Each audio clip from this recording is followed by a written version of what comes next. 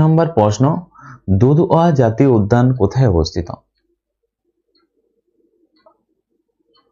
সঠিক উত্তরটি হয়ে যাবে উত্তরপ্রদেশে অবস্থিত। Option B is the correct answer. উত্তরপ্রদেশের কথা বলা হয়েছে, রাজধানী অর্থাৎ ক্যাপিটাল হচ্ছে লখনৌ হচ্ছে রাজধানীর নাম। এবং লখনৌকে কি বলা হয়? লখনৌকে বলা হয় নবাবের শহর বলা হয়। নবাবের শহর বলা হয়, লখনৌকেই বলা হয়। এবং সেন্ট্রাল ড্রাগস রিসার্চ ইনস্টিটিউট কোথায় অবস্থিত? লখনৌতে অবস্থিত। তোমাদের পরীক্ষাতে প্রশ্ন আসতে পারে এখানে কি রয়েছে, সেন্ট্রাল ড্রাগস রিসার্চ ইনস্টিটিউট রয়েছে, এখানেই রয়েছে লখনৌতে। এছাড়াও তোমরা মনে রাখবে যে বায়োটেকনিক্যাল পার্ক রয়েছে এখানেই, উত্তরপ্রদেশেই রয়েছে। নেক্সট প্রশ্ন দেখো, 11 নম্বর প্রশ্ন, গেটওয়ে অফ ইন্ডিয়া কোথায় অবস্থিত? এই প্রশ্নের সঠিক উত্তরটি হয়ে যাবে option A is the correct answer. মুম্বাইতে অবস্থিত gateway of India, option A সঠিক উত্তর। এখান থেকে তোমাদের পরীক্ষাতে প্রশ্ন আসতে পারে যে গেটওয়ে অফ ইন্ডিয়ার নির্মাণকাল কত সালে? এটি হয় 1911 সালে তৈরি হয়। রাজা পঞ্চম জর্জের আগমন উপলক্ষে এটি তৈরি করা হয়েছিল। ওকে, তো তোমরা মনে রাখবে রাজা পঞ্চম জর্জের আগমন উদ্দেশ্যে এটি তৈরি করা হয়েছিল। এখান থেকে আরো প্রশ্ন আসতে পারে তোমাদের যে দিল্লিতে কে রয়েছে? India gate. ওকে, ইন্ডিয়া গেটের কথা যদি বলা হয় সেটি হচ্ছে দিল্লিতে অবস্থিত, এবং গেটওয়ে অফ ইন্ডিয়া এটি মুম্বাইতে অবস্থিত। এবং গোলকুন্ডা কেল্লার কথা যদি বলা হয় হায়দ্রাবাদে অবস্থিত গোলকুন্ডা কেল্লা। গোলকুন্ডা কেল্লা এটা হচ্ছে হায়দ্রাবাদে অবস্থিত। নেক্সট হচ্ছে 12 নম্বর প্রশ্ন, সংবিধানের কত নম্বর অনুচ্ছেদে রাজ্যের হাইকোর্টের কথা উল্লেখ আছে? সঠিক উত্তর হয়ে যাবে আর্টিকেল 214-তে উল্লেখ রয়েছে। Option A is the correct answer. প্রত্যেক রাজ্যের একটি করে হাইকোর্ট থাকবে, 2 বা তার অধিক রাজ্যের জন্য একটি কমন হাইকোর্টেরও ব্যবস্থা রয়েছে। আর্টিকেল 114-তে তা উল্লেখ রয়েছে। এবং বর্তমানে তোমরা মনে রাখবে বর্তমানে হাইকোর্টের সংখ্যা হচ্ছে 25টি হাইকোর্ট রয়েছে। এবং সর্বশেষ অর্থাৎ 25তম হাইকোর্টের কথা যদি বলা হয় সেটা হয়ে যাবে অন্ধ্রপ্রদেশ। অন্ধ্রপ্রদেশের অমরাবতীতে। এবং হাইকোর্টের বিচারপতির অবসরের বয়স হচ্ছে 62 বছর। ওকে, হাইকোর্টের বিচারপতির অবসরের বয়স হচ্ছে 62 বছর, এবং সুপ্রিম কোর্টের বিচারপতির অবসরের বয়স হচ্ছে 65 বছর। তো তার সাথে সাথে এই পয়েন্টগুলো মনে রাখবে। আর্টিকেল 124-এ উল্লেখ রয়েছে সংবিধানে হাইকোর্টের কথা। এবং বর্তমানে হাইকোর্টের সংখ্যা হচ্ছে 25টি। 25তম হাইকোর্ট হচ্ছে অন্ধ্রপ্রদেশের অমরাবতীতে।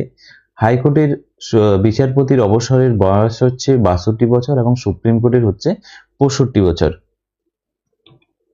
নেক্সট হচ্ছে 13 নম্বর প্রশ্ন, বুধ গ্রহের কতগুলো উপগ্রহ আছে?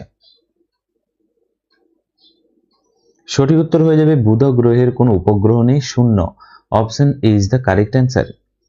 বুধ সৌরজগতের সবচেয়ে ছোট্ট গ্রহ হচ্ছে বুধ গ্রহ, এবং এটি 88 দিনে সূর্যকে একবার প্রদক্ষিণ করে।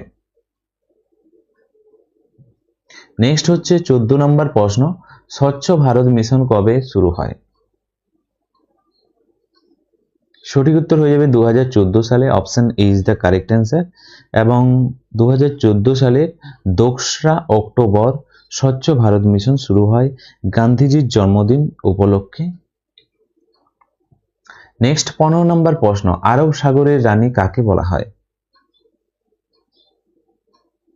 সঠিক উত্তর নিচে কমেন্ট বক্সে কমেন্ট করে জানাও।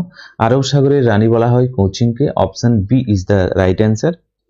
এবং তোমরা মনে রাখবে কোচিন কোথায় অবস্থিত? কোচিন হচ্ছে কেরালাতে অবস্থিত কোচিন। এবং এর পাশাপাশি তোমরা এখানে মনে রাখবে ভারতের মশলার বাগান কাকে বলা হয়? কেরালাকেই বলা হয় মশলার বাগান বলা হয়। এছাড়াও তোমরা মনে রাখবে কেরলের সাক্ষরতার হার কি? সবচেয়ে বেশি হচ্ছে সাক্ষরতার হার 98% প্রায়। ওকে, এছাড়াও তোমরা মনে রাখবে সাইলেন্ট ভ্যালির কথা যদি বলা হয় সাইলেন্ট ভ্যালি, সেটাও সঠিক উত্তর হয়ে যাবে, কেরালাতে অবস্থিত। ওকে, এছাড়াও আরো কিছু পয়েন্ট দেখে নাও, যেমন জয়পুরের কথা যদি বলা হয়, পিঙ্ক সিটি বলা হয় রাজস্থানের জয়পুরকে, এবং শ্রীনগরের কথা উল্লেখ রয়েছে, পৃথিবীর স্বর্গ বলা হয়, পৃথিবীর স্বর্গ বলা হয় শ্রীনগরকে।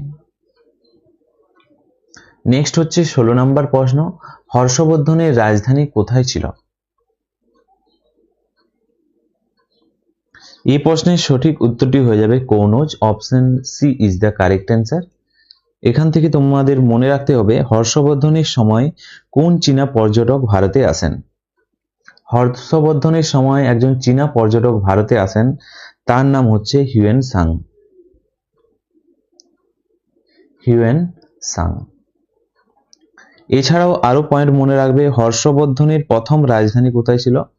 প্রথম রাজধানীর কথা যদি বলা হয়, প্রথম রাজধানী ছিল থানেশ্বরে ছিল, যা কোথায় অবস্থিত?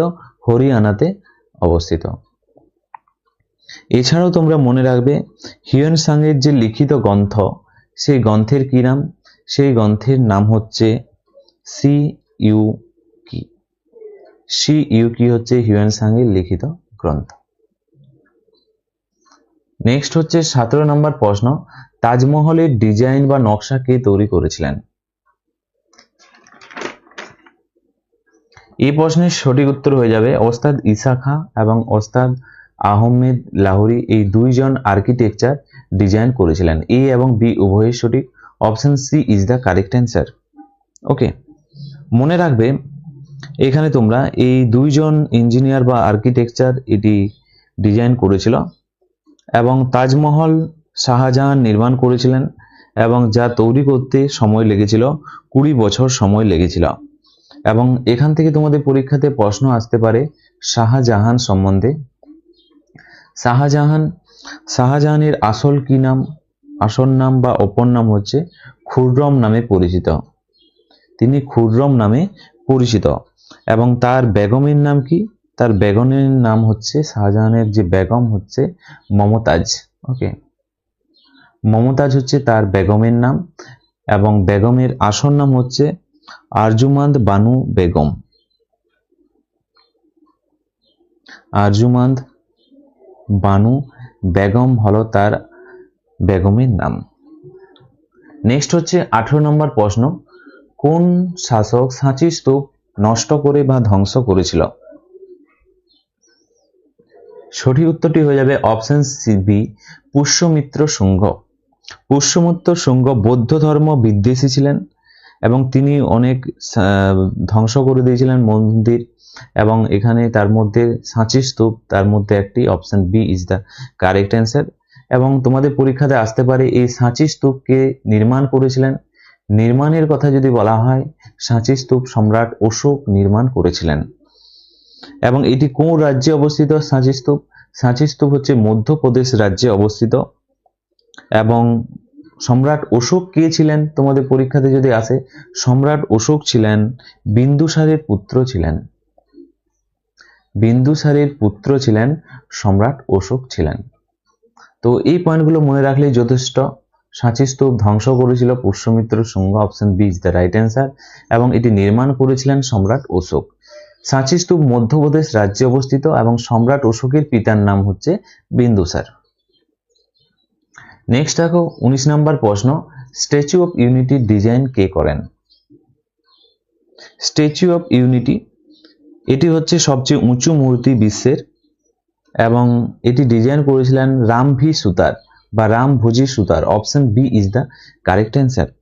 মনে রাখবে তোমরা Statue of Unity Sardar Vallabhbhai প্যাটেলের মূর্তি। ওকে, সর্দার বল্লভভাই প্যাটেলের মূর্তি, এবং এটি হচ্ছে বিশ্বের সবচেয়ে বড় উঁচু মূর্তি, এবং এর উচ্চতার কথা যদি বলা হয়, এটি হচ্ছে 182 মিটার, হচ্ছে 182 মিটার হচ্ছে এর উচ্চতা। এবং এটি কোন নদীর তীরে অবস্থিত? এটি হচ্ছে নর্মদা নদীর তীরে অবস্থিত স্ট্যাচু অফ ইউনিটি, এবং গুজরাট রাজ্যে অবস্থিত। এবং সর্দার বল্লভভাই প্যাটেল হচ্ছে লৌহ মানব বা আয়রন ম্যান নামে পরিচিত, এবং ভারতের প্রথম উপপ্রধানমন্ত্রীর কথা যদি বলা হয়, সর্দার বল্লভভাই প্যাটেল ছিলেন। নেক্সট 20 নম্বর প্রশ্ন, আন্দামান নিকোবরের দ্বীপের সংখ্যা কত? তোমরা মনে রাখবে এখানে দ্বীপের সংখ্যা বলা হয়েছে, এখানে সবচেয়ে অনেক দ্বীপ রয়েছে, এমন 570 ইজ দ্য রাইট অ্যান্সার। তোমরা একটু কারেকশন করে নেবে, 570-এরও বেশি রয়েছে এখানে দ্বীপের সংখ্যা। আন্দামান নিকোবরের দ্বীপপুঞ্জ কোথায় অবস্থিত? বঙ্গোপসাগরে অবস্থিত, বঙ্গোপসাগরে অবস্থিত। এবং এটি লাক্ষাদ্বীপ এবং তোমরা মনে রাখবে আন্দামান তো বঙ্গোপসাগরে অবস্থিত, এবং লাক্ষাদ্বীপের কথা যদি বলা হয়, লাক্ষাদ্বীপ হচ্ছে আরব সাগরে অবস্থিত। এই দুইটি পয়েন্ট মনে রাখবে।